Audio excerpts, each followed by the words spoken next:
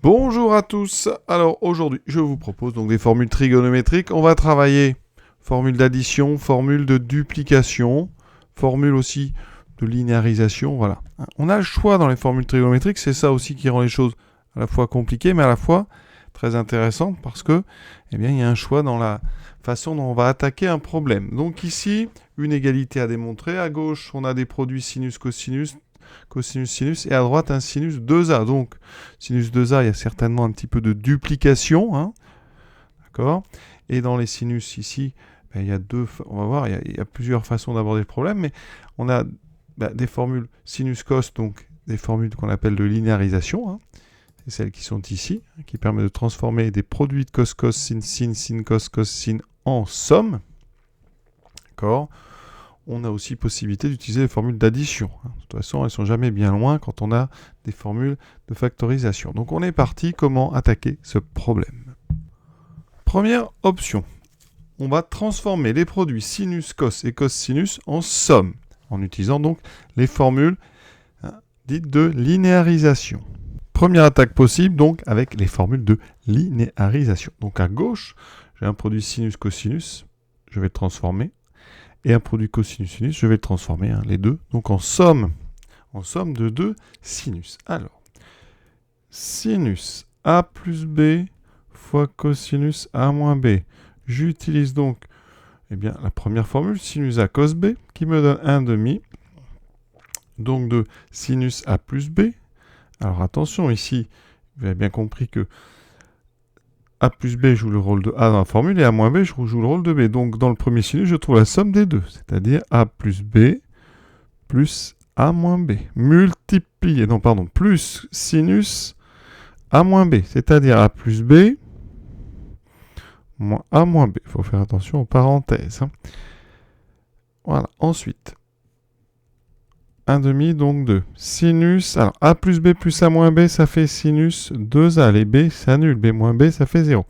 Plus sinus A plus B moins A moins B, cette fois-ci c'est les A qui s'annulent, il me reste sinus 2B. Vous voyez, c'est pas trop mal ça.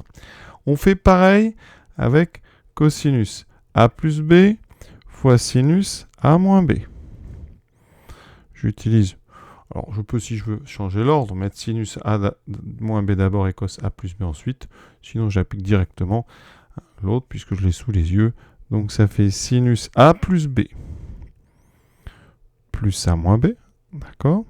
Donc le sinus de la somme moins le sinus de la différence en commençant par le premier. Donc A plus B moins A moins B.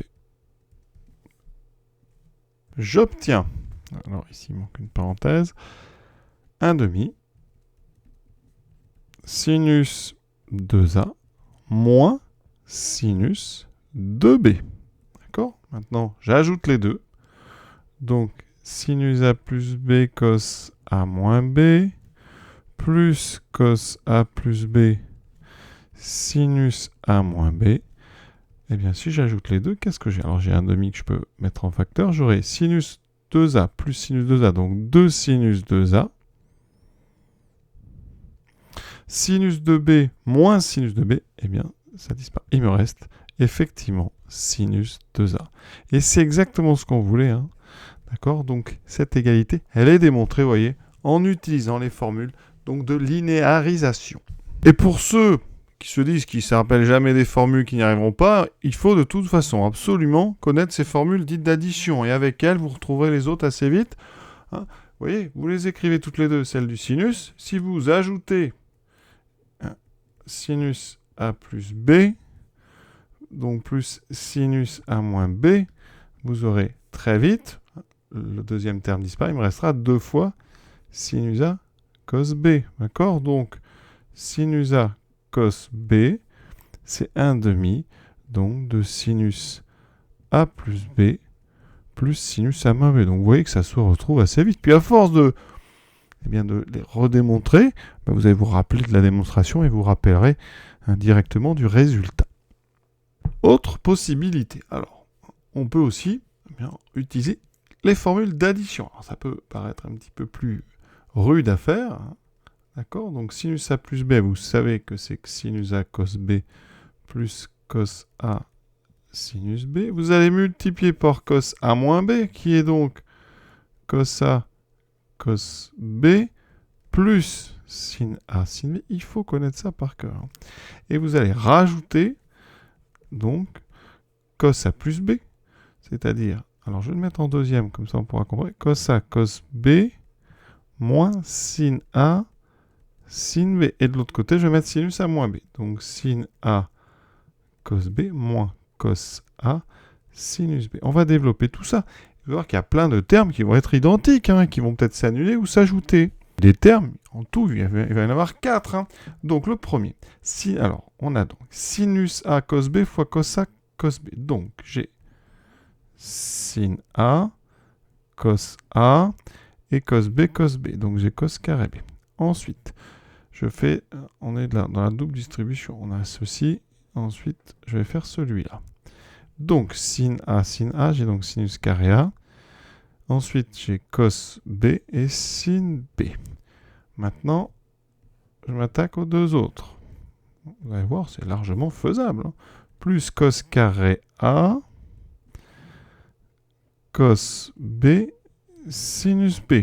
Plus, donc ici, j'ai cos A, sin A, sinus carré B. On développe l'autre. Alors, on aura quasiment les mêmes termes, au signe près. Donc, le premier, sinus A cos B fois cos A sinus B, je le retrouve, c'est le premier. Donc là, je peux mettre un 2. D'accord? C'est celui-ci. Celui-ci, on l'a déjà fait tout à l'heure, c'est le deuxième. C'est là où il y a sinus A carré. Mais moi, j'ai un moins, j'avais un plus. Donc ça, en fait, eh bien, ça va s'annuler. Donc on peut l'enlever. Le suivant, il y a un moins, c'est le cos A carré, cos B sin B, c'est celui-là, avec un moins. Donc on va aussi pouvoir l'enlever, il va s'annuler.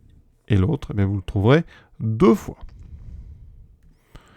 D'accord? Il nous reste donc 2 fois quoi? Alors je peux factoriser par 2, par cos A et par sin A. Donc il me reste 2 cos A sin A. Facteur de quoi? De cos carré B plus sinus carré B. Relation fondamentale de la trigonométrie du cercle, ça fait 1. Donc il me reste 2 cos A sinus A. Et comme je connais bien mes formules de duplication, eh bien vous devez reconnaître ici le sinus 2A. Ça, c'est exactement sinus 2A. Et on a terminé. Vous voyez? C'est assez joli aussi, un petit peu plus bourrin, on va dire, mais ça permet quand même d'exploiter vraiment les formules d'addition, d'apprendre à développer comme ça. Quand il y a beaucoup, en fait, c'est du calcul littéral, vraiment, avec des lignes qui s'allongent un petit peu. Donc, c'est bien de s'habituer à ça quand on veut se préparer à faire des maths en physique, ou vraiment des maths pures. S'habituer à développer des longues expressions. Là, on est encore sur des choses modestes, mais ça peut très vite se compliquer, notamment pour ceux qui vont faire de la physique. Voilà. On va s'arrêter là. Je vous souhaite une bonne fin de journée à tous et à bientôt.